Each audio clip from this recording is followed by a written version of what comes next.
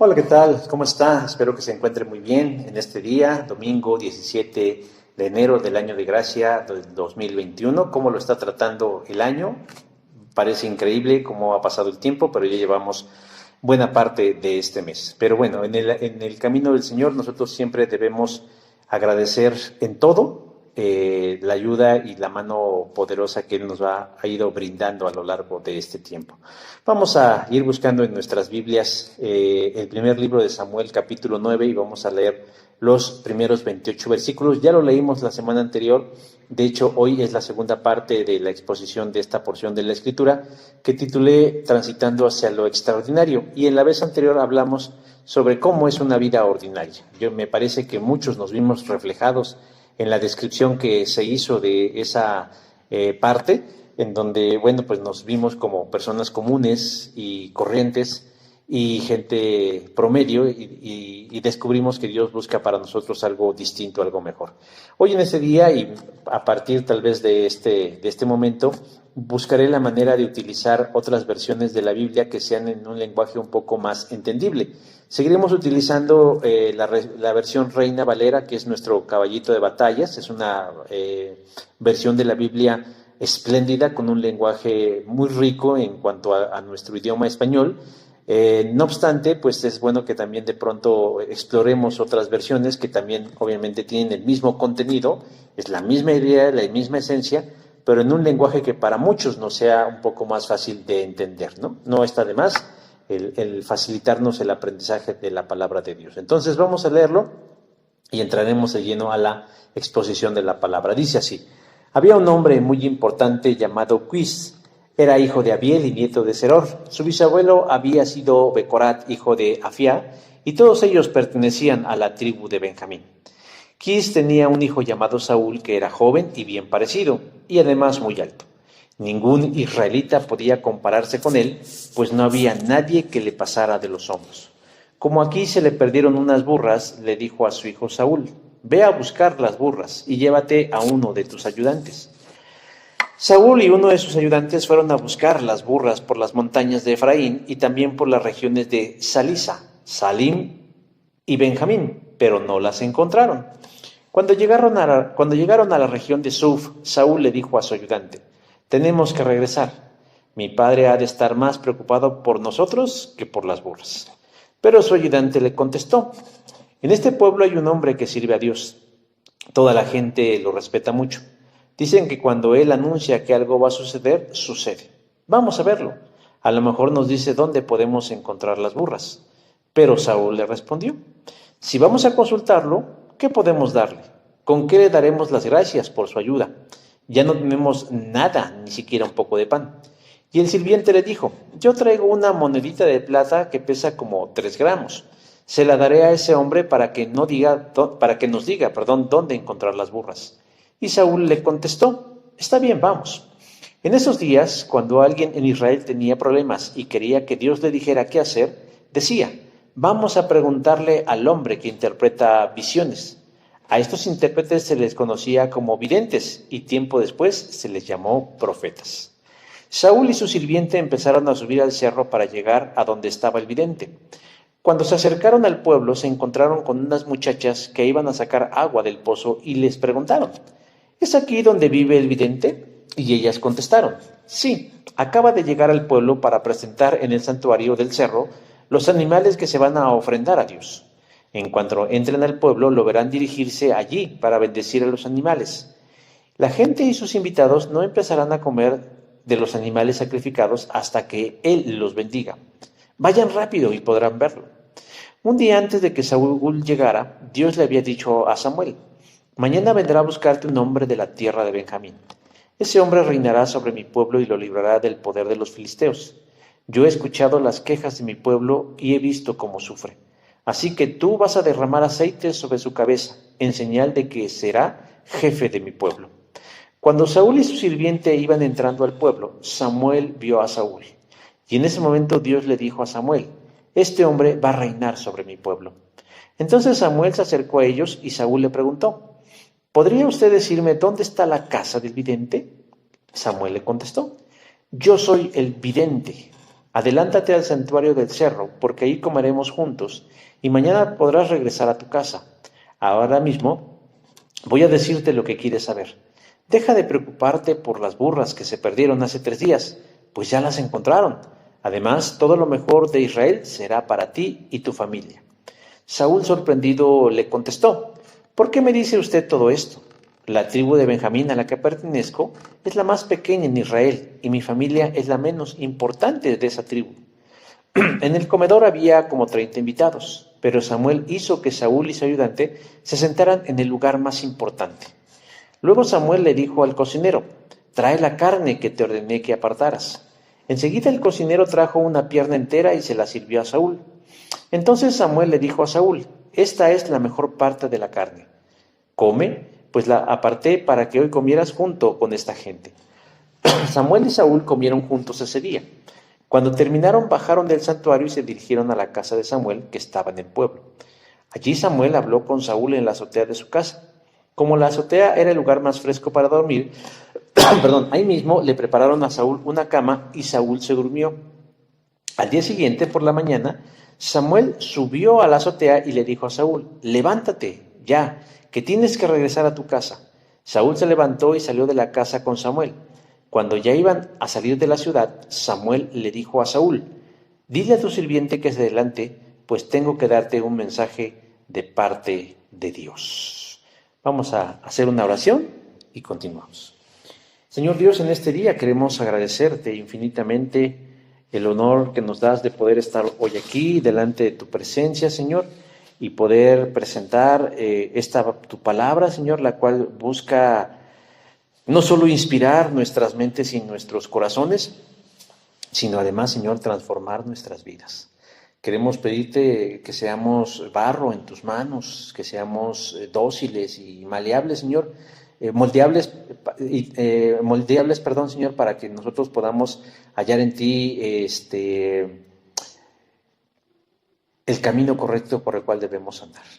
Guíanos, Señor, llénanos de tu espíritu y permítenos seguir profundizando en la comunión que necesitamos tener contigo para hacer tu voluntad en esta vida y en esta tierra. Por Cristo Jesús. Amén. Bueno, la palabra maleable no tiene que ver únicamente con maldad, sino con la facilidad con la que se pueden darle forma a ciertas cosas, Hubo ahí una confusión en mi oración. Pero bueno, hermanos, vamos a tener un tiempo de alabanzas, un canto de alabanza también para enriquecer este momento. Les pido que estemos atentos, que participemos si estamos en esa disposición. Y una vez que termine la alabanza, volvemos para tener propiamente ya nuestra exposición en la palabra del Señor. Vamos al canto y regresamos. Celebra a Cristo, celebra.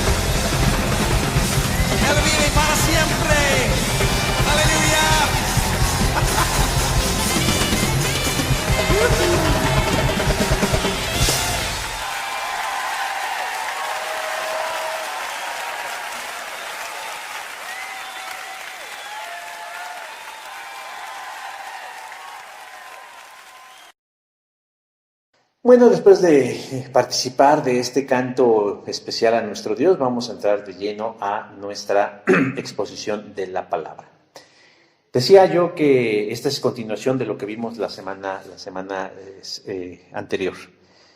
Hermanos, aun cuando nosotros decimos conocer a un Dios extraordinario y su palabra nos relata y nos muestra hechos extraordinarios realizados por su mano, parece ser que en la práctica nosotros no creemos del todo eso.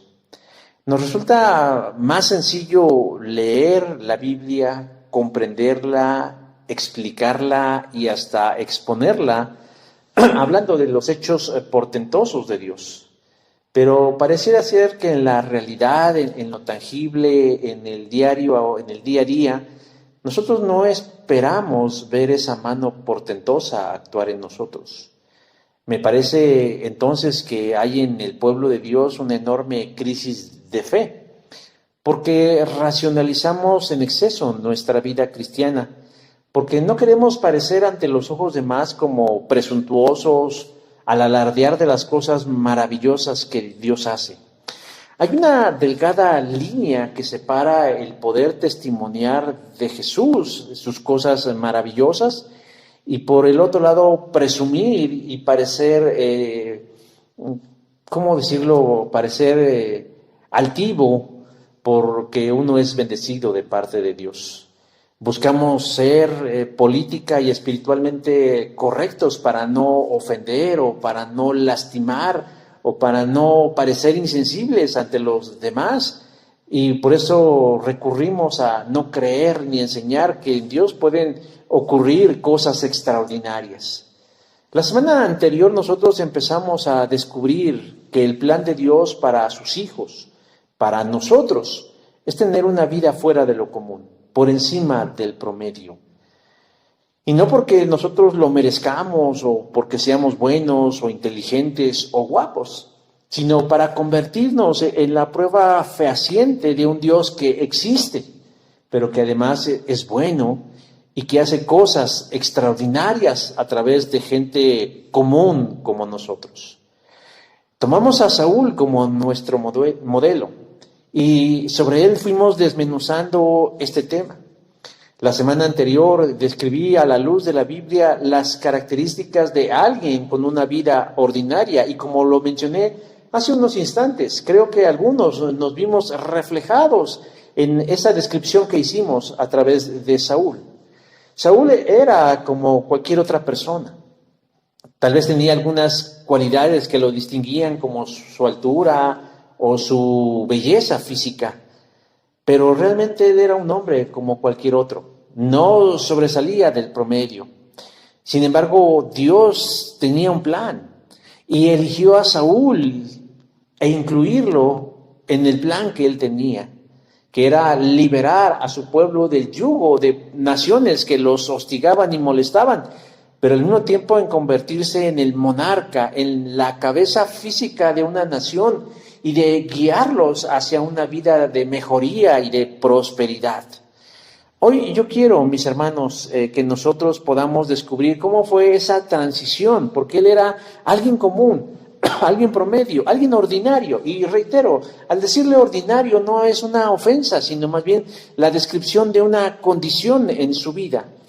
¿Cómo es que se dio ese paso siendo alguien que no sobresalía, alguien que no creía en Dios, alguien que no creía que Dios pudiera obrar cosas grandes, alguien que no podía ver lo espiritual, sino que su mente estaba más centrada en lo material y en lo inmediato, alguien que desperdiciaba su vida en cosas sin mayor trascendencia que buscar burros o asnos por el monte? ¿Cómo es que se dio ese cambio y esa transformación?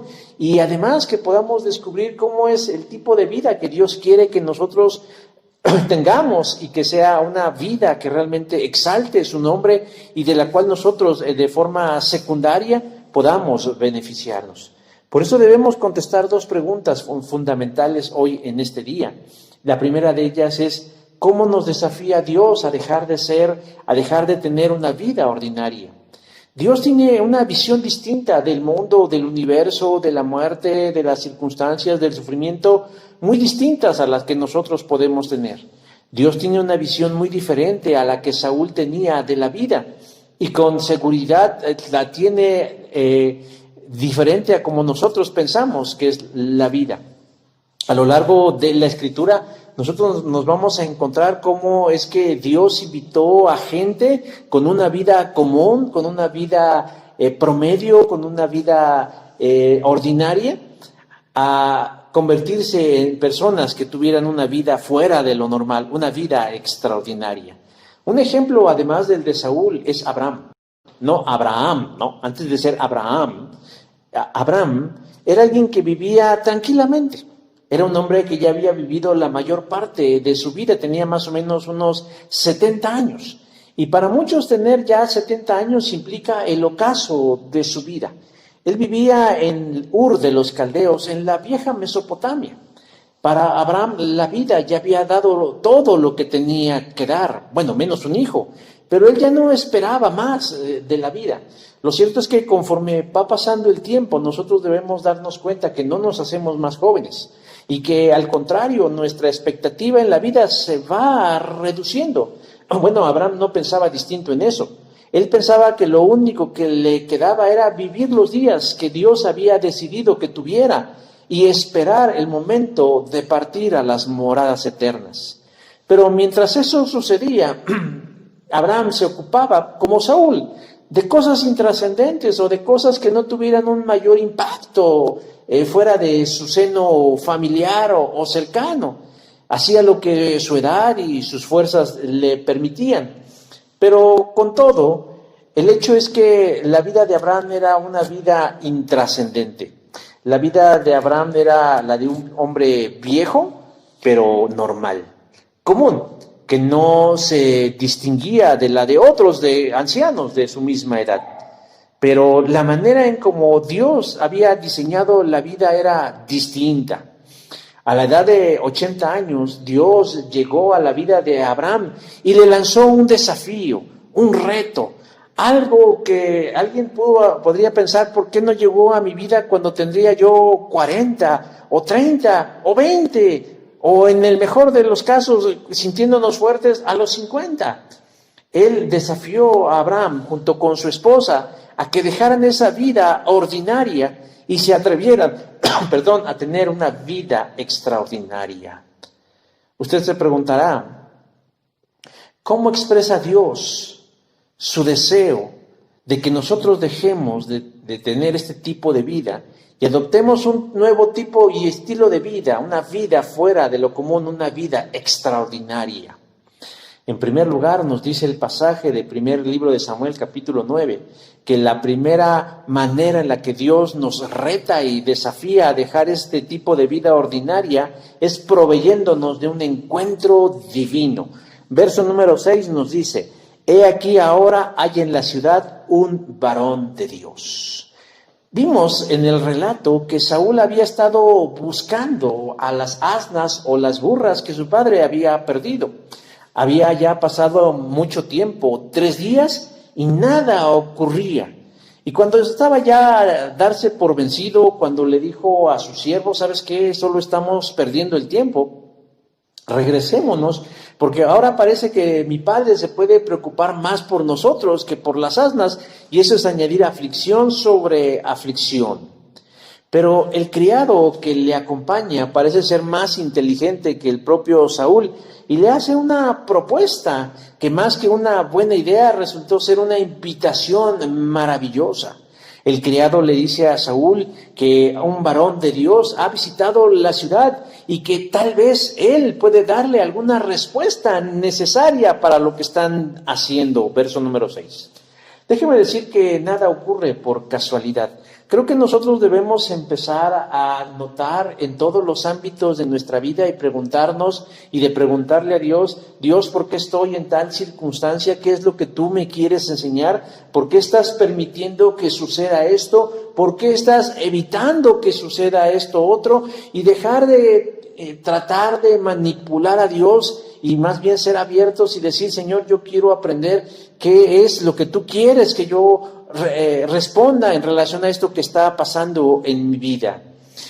Beth Hellinger que es el creador de estas terapias de constelaciones familiares o configuraciones familiares, llamó a esto la comunidad del destino.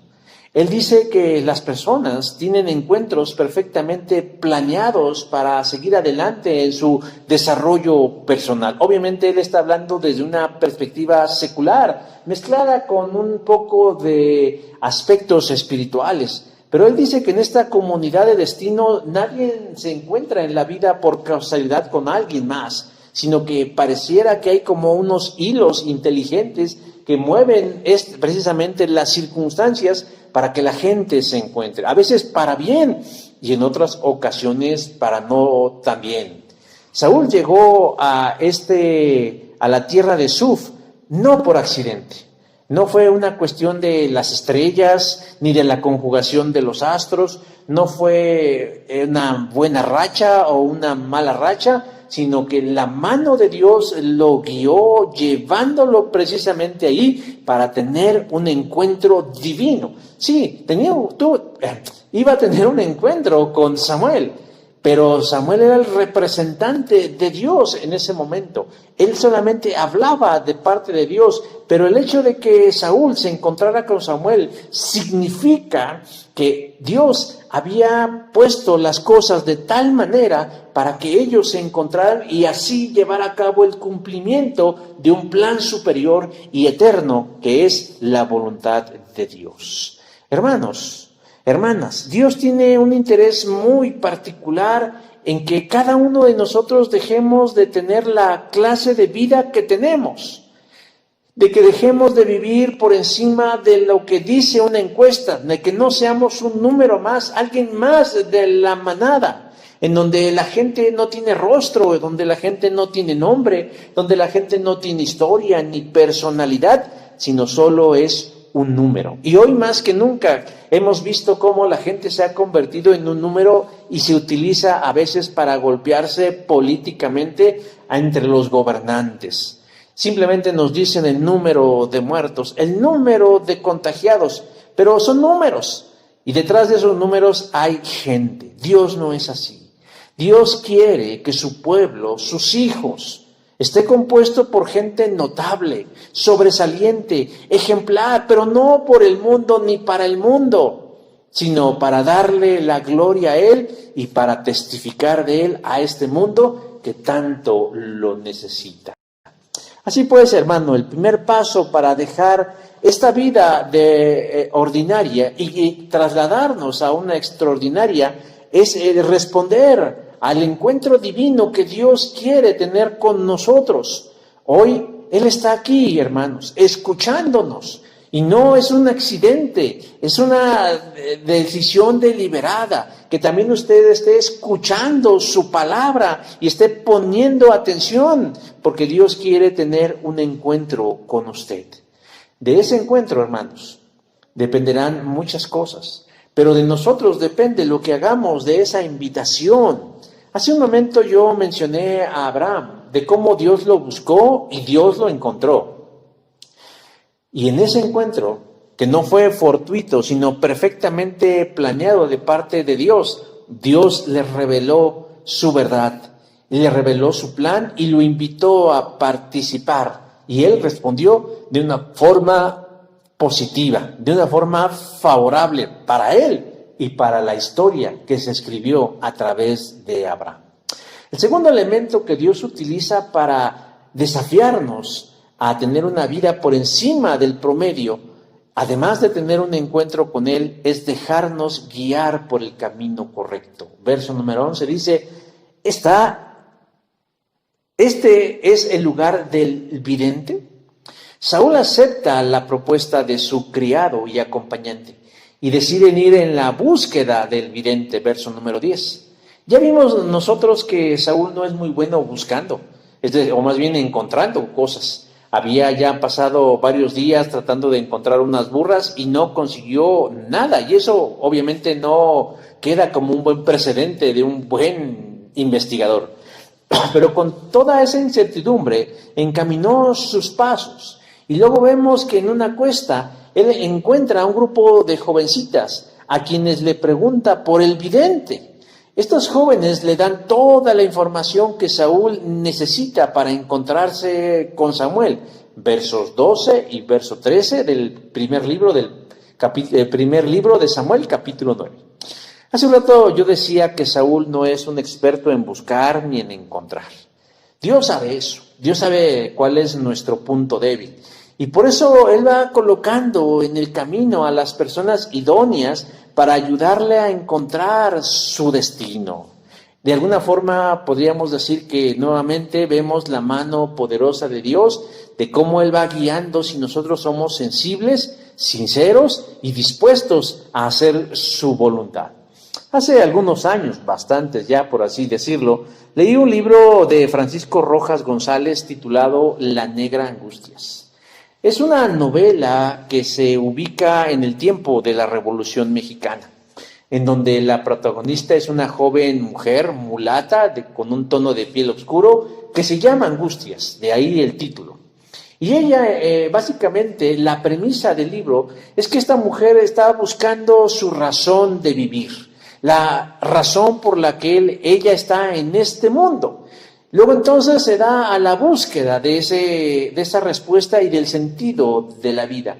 Pero en esa búsqueda ella se involucra como soldadera y termina siendo generala. Con todo y los logros y los alcances que ella llegó a tener, no encuentra ni la satisfacción ni la felicidad que se supone encontraría. En algunas partes de la historia, Francisco Rojas González nos dice que ella tiene encuentros estratégicos, es decir, ella se va encontrando con diferentes personajes, diferentes individuos, hombres y mujeres, que se encargan de decirle que quien realmente busca, verdaderamente encuentra. Al final de la novela, el final es inesperado, porque ella no termina siendo una generala ni al frente de un gran ejército. Es más, su nombre no es recordado en los anales de la historia de la Revolución Mexicana, sino que la historia nos dice que termina viviendo en una vecindad, casada, felizmente casada, con hijos que agregan dicha a su felicidad, y lavando la ropa de sus hijos y preparando la comida de los suyos. Angustias había encontrado lo que para ella es la felicidad, y la encontró porque la buscó incesantemente con todo su corazón. Pero algo que no puede negar el personaje de esta historia es que ella hizo caso de aquellos hitos espirituales o esos hitos estratégicos, personas que la fueron guiando para encontrar verdaderamente su propósito. Hermanos, nosotros no podemos decir que algo nos importa o nos interesa si no invertimos algo de nosotros en buscarlo de verdad. Dios nos pone en el camino y nos coloca estratégicamente personas, circunstancias, pistas, señales clarísimas para que nosotros vayamos encaminando nuestros pasos hacia una vida extraordinaria. Dependerá de nosotros seguir sus señales y sus indicaciones para que podamos llegar a nuestro destino. La tercera cosa que Dios utiliza para desafiarnos a tener una vida extraordinaria es que nos dota de un ánimo a continuar. Verso número 13 dice: subid pues ahora, porque ahora lo hallaréis. Saúl no solo no es bueno buscando, sino que además tiene un historial de desánimo. Había estado buscando unas asnas y se cansó y llegó a la conclusión de que lo mejor que podía hacer era abandonar la misión. De esta forma actúan las personas tímidas y ordinarias. Nuevamente vemos la provisión de Dios, porque realmente estas jovencitas que encontró en su camino, además de decirle dónde encontrar a Samuel, lo animan a que vaya a su encuentro. Pudieron haberse concretado con decirle que fueran donde podía encontrar a el vidente. Sin embargo, ellas le dan un plus, animándolo, diciendo: subid pues ahora, verso número 13. Dios sabe que nosotros tenemos una tendencia a desanimarnos con mucha facilidad. Nos ocurren circunstancias adversas, nos ocurren circunstancias difíciles y contrarias. Inmediatamente argumentamos que estamos deprimidos y nos agarramos de ahí para desanimarnos y no continuar hacia adelante. Muchas veces en ese desánimo tiene que ver con que no vemos resultados. A veces decimos, bueno, voy a hacer ejercicio, voy a tener una vida más sana, pero queremos ver esos resultados de manera inmediata, de manera instantánea, de manera pronta. Y de pronto, valga la redundancia, abandonamos la misión porque no vemos estos resultados. Lo mismo sucede con lo espiritual. Nosotros quisiéramos ver abrirse el mar rojo, quisiéramos ser llenos del Espíritu Santo, quisiéramos hablar con denuedo de Cristo, quisiéramos sentir la paz de Dios en medio de la adversidad, pero hacemos muy poco para lograrlo. Esperamos que todo ocurra por inercia o simplemente quedándonos quietos como en una especie de baño espiritual y que nosotros de pronto mágicamente podamos encontrar esas respuestas. Pero no, hermanos, nosotros debemos persistir. Las mujeres le dicen a Saúl, subid pues ahora, subid pues ahora. Nosotros podemos tener mucha iniciativa. Voy a hacer ejercicio, voy a pintar mi casa, voy a estudiar, voy a trabajar, voy a hacer la voluntad de Dios, me voy a involucrar en un ministerio. Pero se sabe que tenemos poca acabativa. Es necesario que nosotros encontremos un motor que nos empuje a continuar. Hace algún tiempo alguien explicaba cómo funcionaban los motores en los automóviles. Decía que la mayoría de los automóviles tienen el motor en la parte delantera. La fuerza que el motor genera jala hacia adelante al pesado vehículo. Mientras tanto, en contraste, hay muy pocos automóviles que tienen el motor por detrás y emplea la fuerza del motor para empujarlos hacia adelante.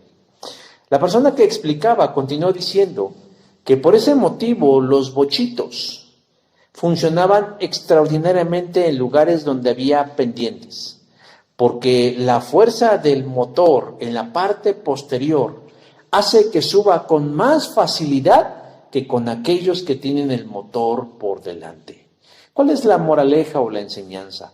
Que es más fácil ayudar desde atrás para que suban que jalarlos para que suban. Hermanos, esa fuerza o ese motor que nosotros necesitamos para persistir en las cosas, pero particularmente en las cosas espirituales, se llama Jesucristo. Él está con nosotros y nos impulsa. Nosotros tenemos que reconocer que no tenemos esa fuerza ni esa persistencia. Una prueba inequívoca de que somos sus hijos es la persistencia, porque nos reconocemos débiles y le pedimos a Dios que nos ayude, que le digamos, Señor, yo no tengo ni ganas ni ánimo de seguir adelante, pero sé tú en mí, que sea tu fuerza en mí, que sea tu amor en mí, que sea la fe tuya en mí, porque yo no puedo hacerlo. Por último, el último elemento que Dios utiliza para ayudarnos a transitar de una vida ordinaria a una vida extraordinaria es encontrarnos directamente con Dios. Verso 14. Dice, he aquí Samuel venía hacia ellos para subir al lugar alto. Saúl y el criado siguen las instrucciones al pie de la letra de las jóvenes doncellas.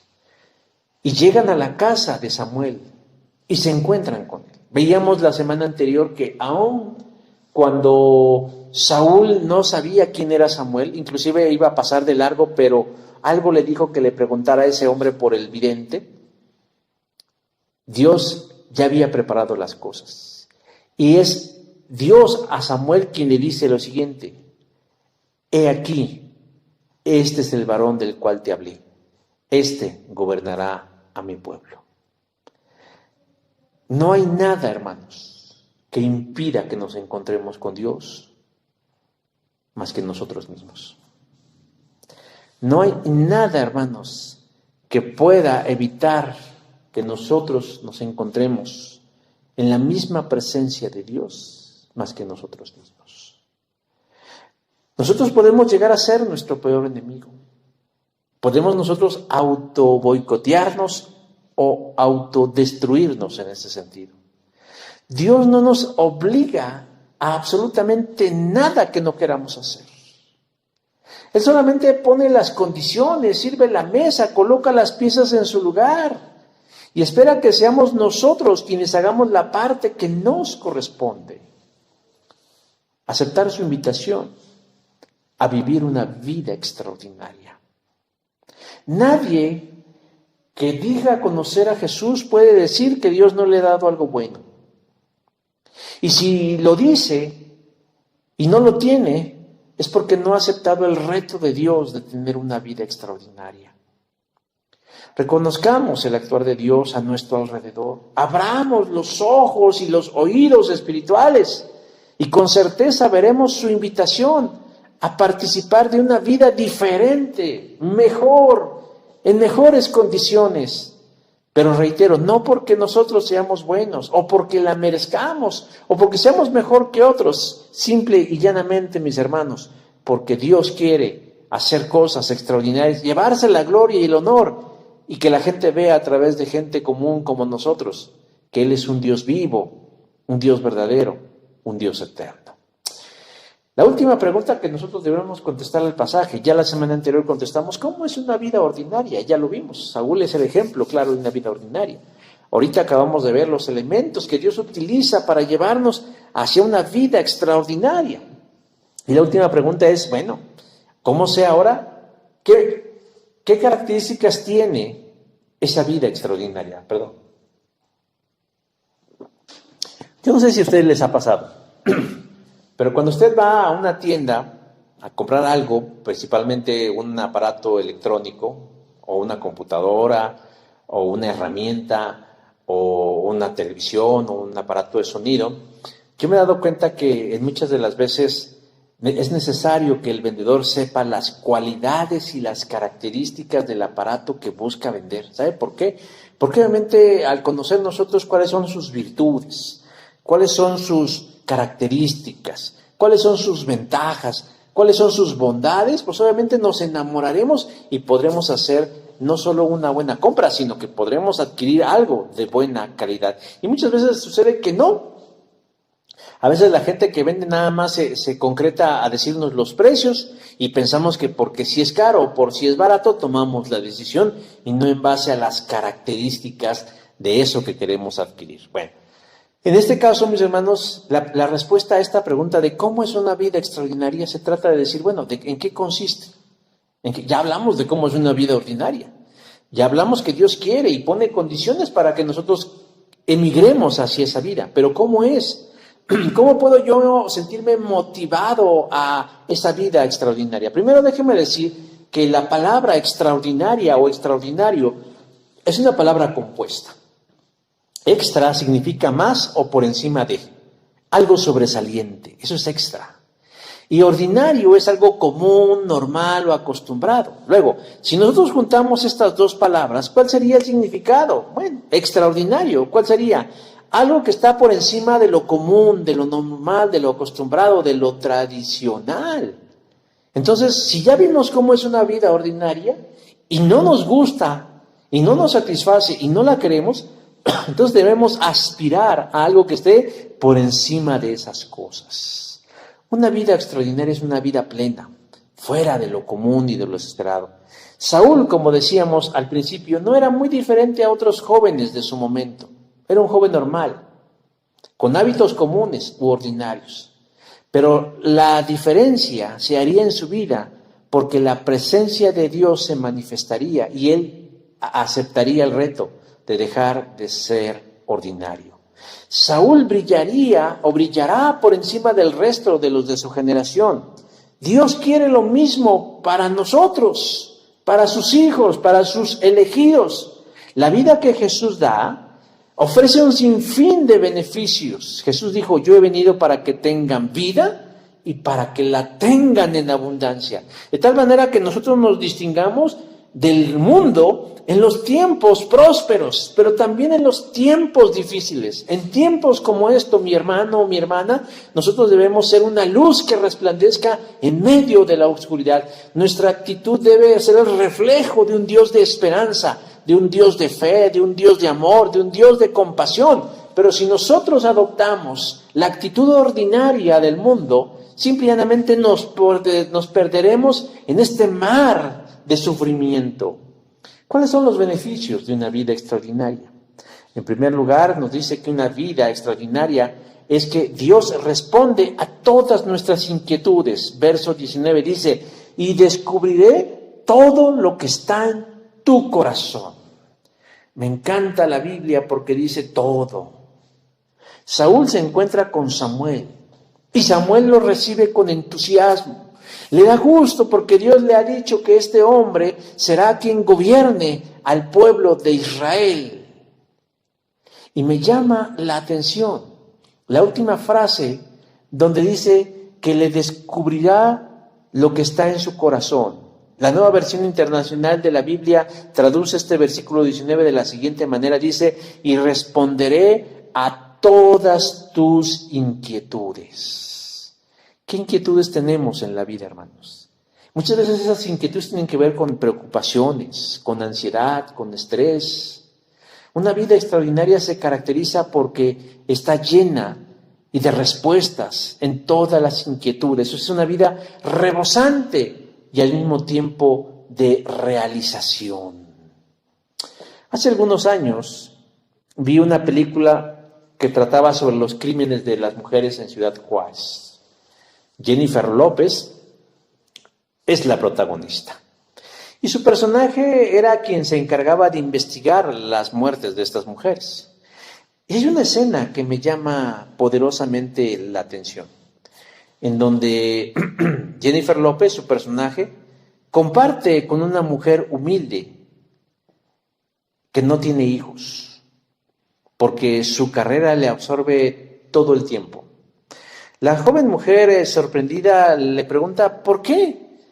Y Jennifer López le dice, porque he estado ocupada en el desarrollo de mi carrera. ¿Carrera? ¿Qué es una carrera?, le pregunta la mujer. A lo que Jennifer López le responde, es una profesión, es una manera de realizarse.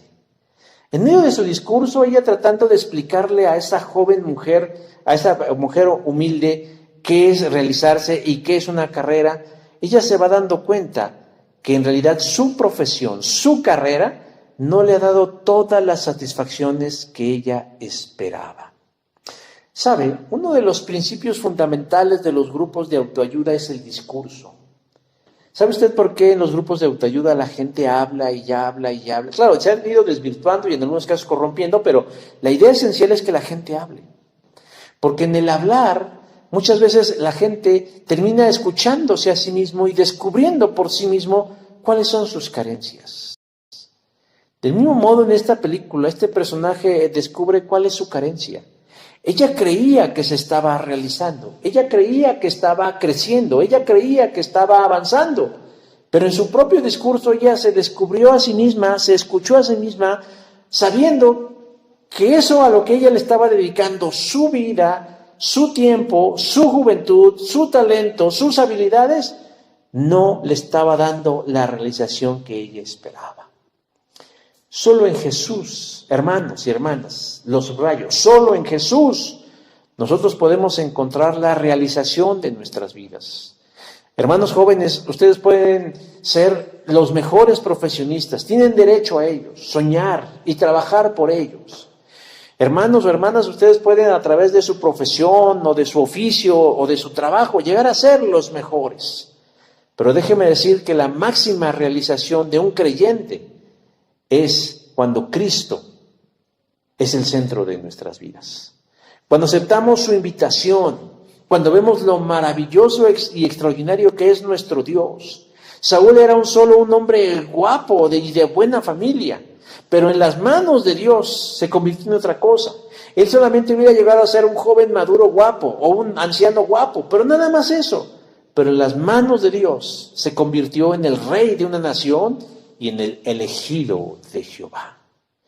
Una segunda bondad de una vida extraordinaria es que Dios nos revela sus propósitos. Verso número 20 dice, ¿para quién es todo lo que hay codiciable en Israel sino para ti? Es una pregunta retórica de Samuel a Saúl. Samuel le dice a Saúl, las asnas por las que saliste a buscar ya las encontraron, no te preocupes por ellas. Y entonces le lanza una pregunta retórica. Una pregunta retórica es una pregunta que lleva a la respuesta implícita.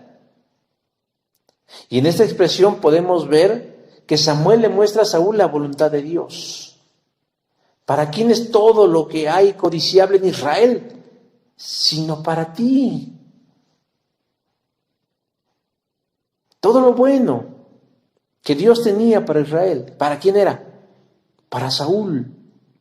Para Saúl, mis hermanos. Jesús le dice a sus discípulos y amigos, ya no os llamaré siervos, porque un siervo no sabe lo que hace su Señor. Os he llamado amigos, porque todas las cosas que oí de mi Padre os las he dado a conocer. Nosotros hoy en día, hermanos, si somos creyentes comprometidos y estudiosos de la Escritura, tenemos muchas respuestas. Que no las queramos conectar con la realidad, eso es otra cosa.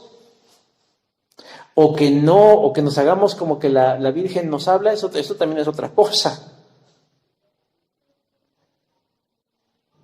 Lo que realmente nosotros debemos saber, mis hermanos, es que Dios ya nos ha dado a conocer su voluntad. Nosotros ya sabemos lo que va a pasar.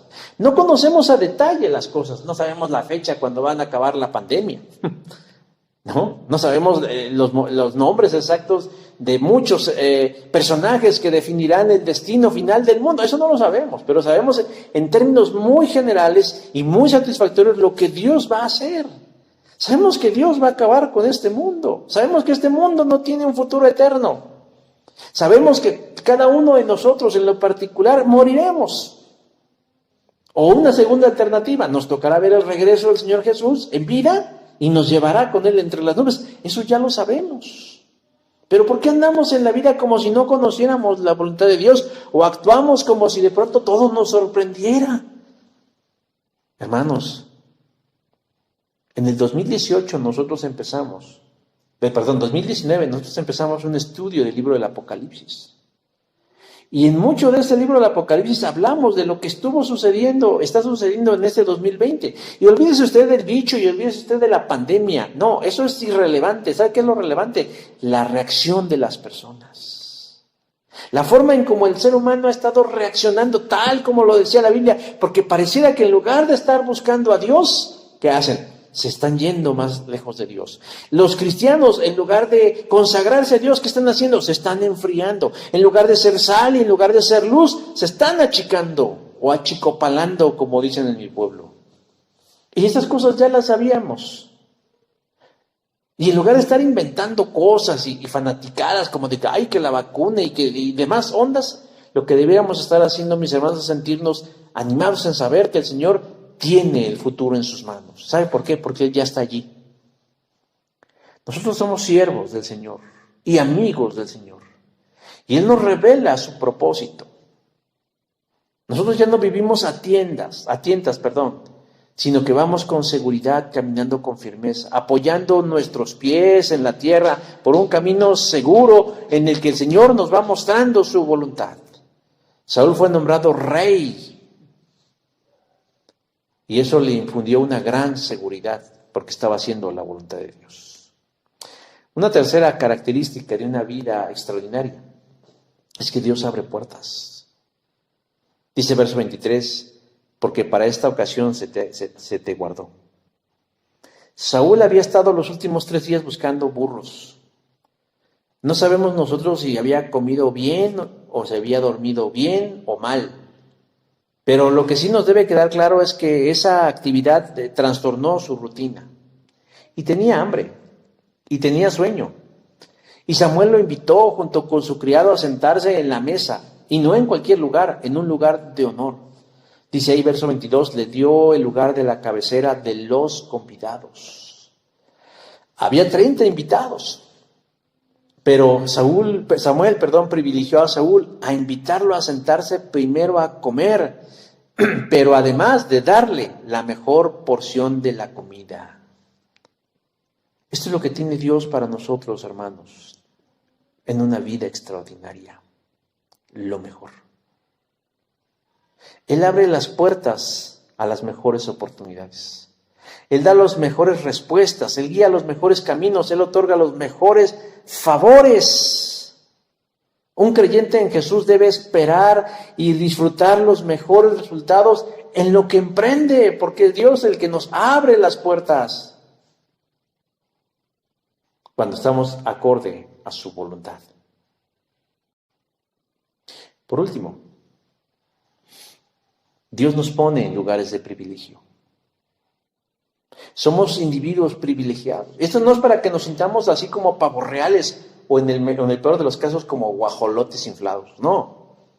Sino al contrario, para hacernos humildes, de decir, Señor, no merezco esto. Dice verso 17, gobernará mi pueblo. No era una tarea fácil, ¿eh? Muchas veces pensamos, cómo me gustaría ser el rey de una nación. Les voy a recomendar que vean ustedes la serie de Netflix La Corona, que habla de la vida de la reina Isabel de Inglaterra. Y muchas veces nosotros tenemos una idea equivocada acerca de la realeza y pensamos que ellos hacen y deshacen a su voluntad. ¿Tienen muchos privilegios? Claro que tienen muchos privilegios, a veces hasta absurdos privilegios.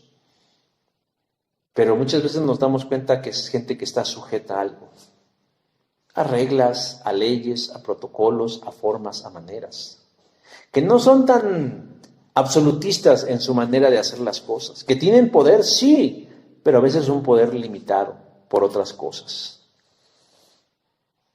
Pero también llevan una gran responsabilidad. A veces la gente piensa que los pastores, o que los directores, o que los jefes llegan a esas posiciones pues porque se lo ganaron, ¿no? Posiblemente sí. Y que todo es puro privilegio. Y que todo es puro privilegio. Y se olvidan que detrás de mucho de ese privilegio hay una gran responsabilidad. Todo lo anterior, todo lo que había pasado es para que Saúl cumpliera el propósito de Dios. El Señor lo desafió a vivir cosas fuera de lo ordinario. Porque él lo que iba a hacer no eran cosas ordinarias, sino cosas extraordinarias. Y Saúl tenía que ajustarse. Dios lo colocó en un lugar de privilegio. Pero como decía hace rato, también en un lugar de una gran responsabilidad. No es fácil estar al frente. No es fácil estar al frente de un grupo de personas. Y piénselo usted que es padre de familia porque usted tiene el privilegio de ser el papá o la mamá en su familia. Usted está al frente. Y tiene un gran privilegio, pero también conlleva una enorme responsabilidad. Cuando estamos nosotros donde Dios quiere que estemos, entonces podemos ver cosas prodigiosas. Saúl tuvo logros impresionantes como rey, pero él no hubiera podido alcanzar esas cosas con su actitud ordinaria. Solo estando donde Dios quería que estuviera, es como Saúl pudo realizar esas grandes proezas, esas maravillas, esas cosas extraordinarias. Hermanos, Saúl fue llamado de su ordinaria vida a ser el rey de una nación.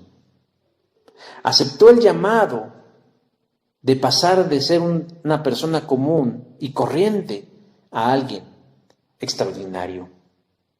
Dentro de sus logros está el establecimiento de Israel como una nación. Otro, liberarlos del yugo de los moabitas y de los filisteos. Y claro, la vida de Saúl fue marcada por hechos desafortunados, que no se pueden negar. Pero su llamamiento es un evento emblemático de lo que significa salir de la oscuridad y del anonimato y convertirse en Dios y por Dios en un personaje trascendental, pero no para que los libros de historia de este país o de este mundo hablen de nosotros, sino para que en el cielo sea conocido nuestro nombre. Una vida que seamos personas con una vida extraordinaria. Yo le pregunto, hermano, ¿cómo vive usted su vida? ¿En pobreza? ¿En mediocridad? u ordinaria.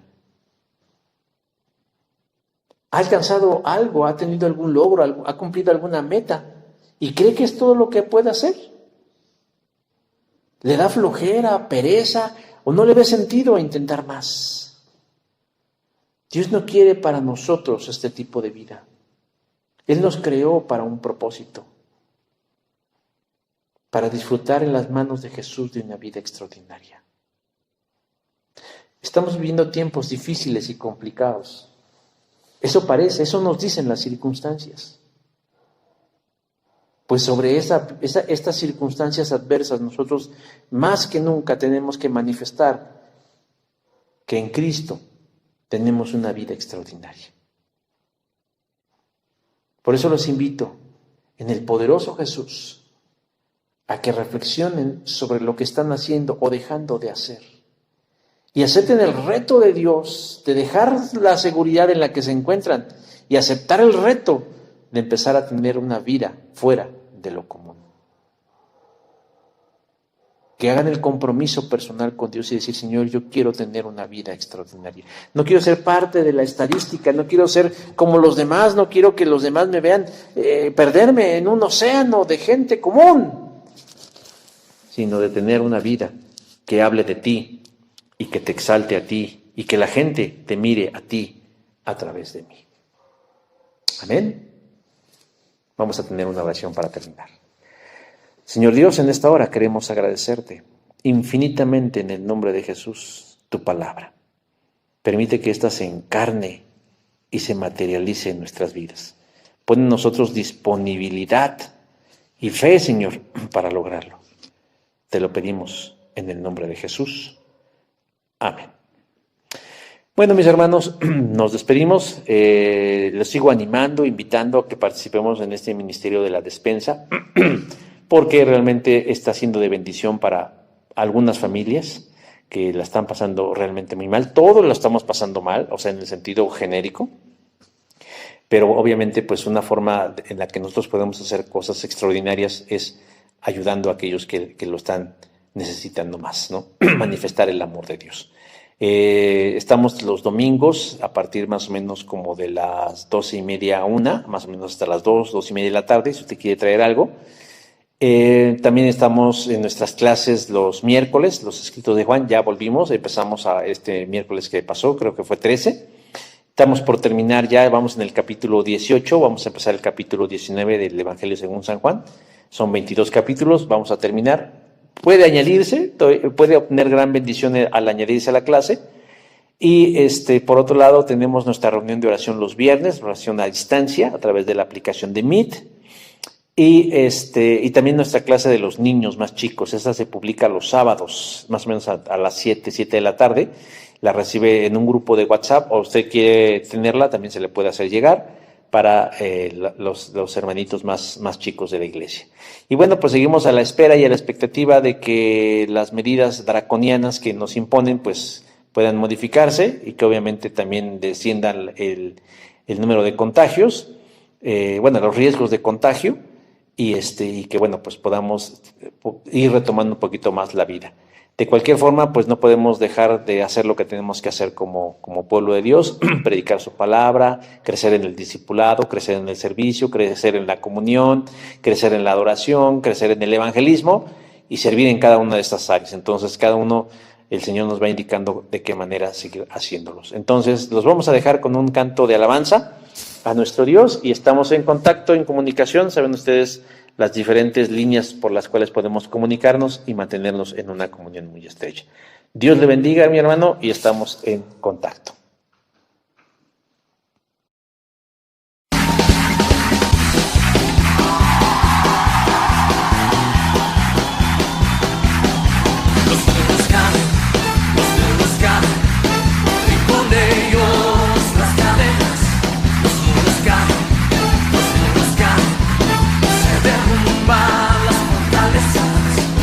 Señor entregó en mis manos Jericó, grita.